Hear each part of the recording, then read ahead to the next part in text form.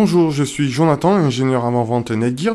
Aujourd'hui, je vais vous montrer comment déployer un réseau Wi-Fi invité avec portail captif en moins de 5 minutes. On va voir la configuration du contrôleur Wi-Fi WC7520, la configuration du routeur SRX 5308 et la configuration du switch GSM 5212P.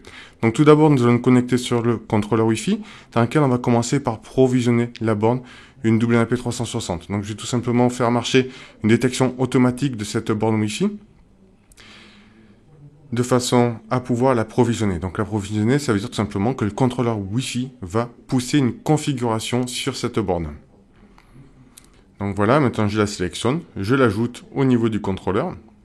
Maintenant je vais pouvoir continuer ma configuration pendant que le contrôleur pousse la conf sur la borne Wi-Fi. Donc vous avez pu voir la configuration IP du contrôleur qui est en fait dans le VLAN utilisateur.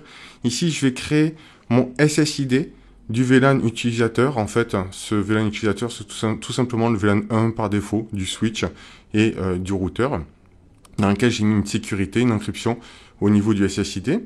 Là, je crée un second SSID qui va être notre SSID pour les invités, dans lequel je vais cocher pour avoir mon accès portail captif invité. Vous allez voir juste après. Je vais descendre pour cocher la case portail captif. Donc, bien sûr, c'est le VLAN 100. VLAN 100 sera notre VLAN invité. Voilà, maintenant, au niveau du portail captif, je vais activer la fonctionnalité que je veux que ça soit captif, c'est-à-dire rentrer un nom d'utilisateur et mot de passe. Ce nom d'utilisateur, mot de passe, je vais le créer ici, dans lequel on peut personnaliser. Je peux avoir des templates dans lesquels je dirais, eh bien, le ticket va mourir au bout d'un jour, au bout d'un mois, une semaine, comme vous souhaitez. Donc là, je suis allé au plus simple. J'ai tout simplement dit que ce ticket allait expirer dans 52 minutes. Voilà, si nécessaire, on peut aussi imprimer le ticket. Au niveau du routeur, donc vous allez voir, en fait, donc, le routeur a déjà été configuré au niveau de son VLAN 1, le VLAN utilisateur, dans lequel on va avoir la configuration, rien de spécial. On a juste rajouté des DNS, on a désactivé DNS proxy, mais on aurait très bien pu laisser ces valeurs. Donc là, je vais créer l'interface pour le VLAN invité qui sera isolé. En clair, ce VLAN ne pourra pas communiquer avec notre VLAN utilisateur. Donc ici, je rentre l'adresse IP de passerelle. Les ports 1, 2, 3, 4 que j'ai coché, ça veut tout simplement dire que je tag ces ports. Donc sur le switch, il faudra donc taguer le port où est connecté le routeur. Donc là, je rentre les adresses IP pour mon serveur DHCP, donc adresse IP de début, de fin, et je vais aussi rentrer des DNS publics de OpenDNS. 208, 67, 222, 222. Et ensuite, je vais pouvoir mettre le lease. Bien entendu, je n'active pas le VLAN routing. Je ne veux pas qu'il y ait des discussions entre les deux VLAN.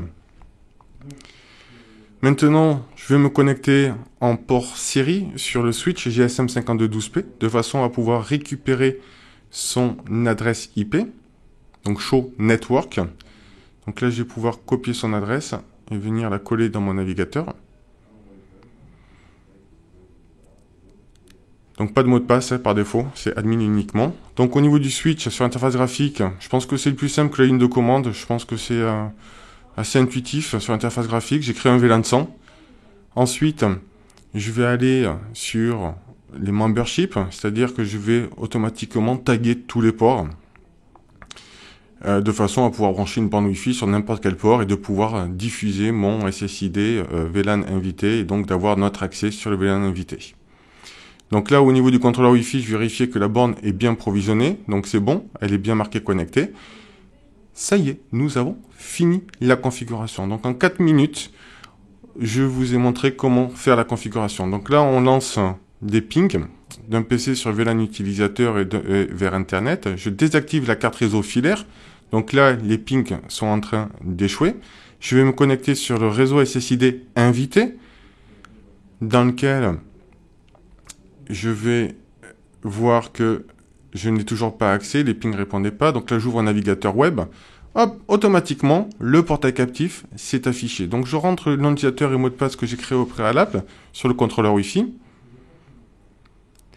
Et Voilà, 5, 4, 3, 2, 1, et je vais avoir Internet. Ce qui m'intéresse, c'est les pings. Vous voyez que ça y est, automatiquement, quand j'ai cliqué appliquer, j'ai bien eu mon accès Internet, et je n'arrive toujours pas à pinguer mon PC qui est dans le VLAN utilisateur. Donc là, je vais vérifier mon accès. Hop, voilà, Netgear. Donc là, je fais une petite recherche, juste pour m'assurer que j'ai bien mon accès Internet, que ça fonctionne bien. Parfait. Voilà, donc maintenant, on va se connecter sur le Wi-Fi corporate, le Wi-Fi du VLAN avec les utilisateurs, dans lequel on va vérifier qu'on arrive bien à pinguer, bien entendu, notre PC qui est filaire, qui est connecté sur le VLAN utilisateur. On va s'assurer que maintenant, on arrive bien à y accéder. Et là, vous pouvez voir au niveau de la réponse des pings que ça a bien marché. Voilà, vous avez vu, ça reste très simple. Donc, n'hésitez pas à nous appeler si vous souhaitez avoir des renseignements supplémentaires sur la solution Netgear. Merci, au revoir.